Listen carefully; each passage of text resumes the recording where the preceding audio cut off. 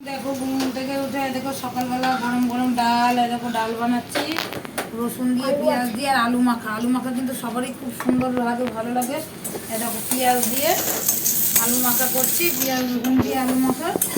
আর সকালে টিফিনে আর ডাল আর ডিমের অমলেট।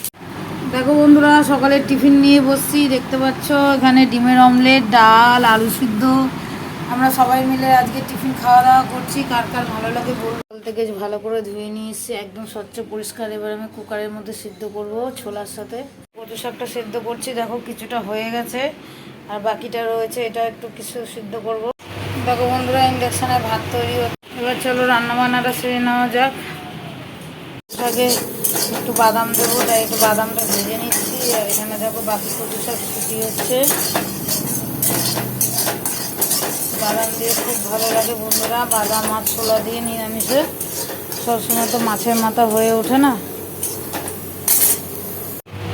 দেখো বন্ধুরা এবার ইন্ডাকশানে আলু আর সোয়াবিন সিদ্ধ করছি। দেখো সোয়াবিন আর আলু বয়েলটা করে নিচ্ছি। বন্ধুরা আমার কচু শাক সেদ্ধ হয়ে গেছে, দেখতে পাচ্ছ ছোলা দিয়ে। আর এখানে দেখো তেলটা আমি গরম করে নিয়েছি, এবার ফোড়ন দেবো। এই দেখো কাঁচা বাদামটা ভেজে নিয়েছি, বাদাম আর ছোলা দিয়ে করব। এটা ফোড়নে তেজপাতা দিয়ে দিলাম, ফোড়ন। দেখো বন্ধুরা কচু শাক ফোড়ন দিয়ে বসিয়ে দিয়েছি, এবার হবে। দেখো কচু শাকে কিন্তু অনেক জল বেরোয় বন্ধুরা, সবাই তোমরা জানো, যারা যারা আর কি রান্না করেও কচু শাক। দেখো এই জল শোকাতে অনেক সময় লাগে, কিন্তু কচু শাক কিন্তু খুব সুন্দর, খুব ভালো খাওয়া কচু শাক।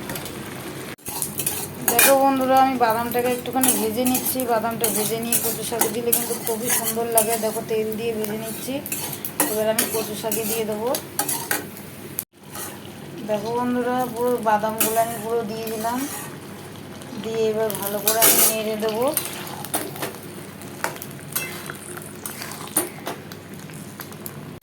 দেখো বন্ধুরা কচু শাক কিন্তু আরও অনেকক্ষণ হবে, কারণ কচু শাকের গায়ে এখনও জল রয়েছে। এটা ঢেকে দিলাম, কচু শাক কিন্তু হতে অনেক সময় লাগে। আর এখানে দেখো আবার সোয়াবিন রান্না করব, সোয়াবিনের জন্য আমি আলুটাকে একটু ভেজে নিলাম।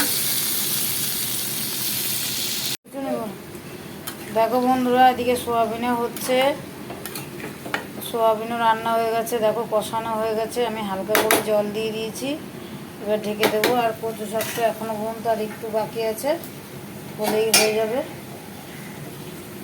ঠিক আছে, এবার খাওয়া দাওয়ার পালা। সবার বাড়িতেই রান্নার পর খাওয়া দাওয়া হয়। চলো বন্ধুরা দেখো আমার রেসিপিগুলো। দেখো সোয়াবিন আর এই যে কচু শাক এবার থালা বাড়া হয়ে গেছে, আর এই দেখো ভাত। এখন আমরা খেতে বসবো।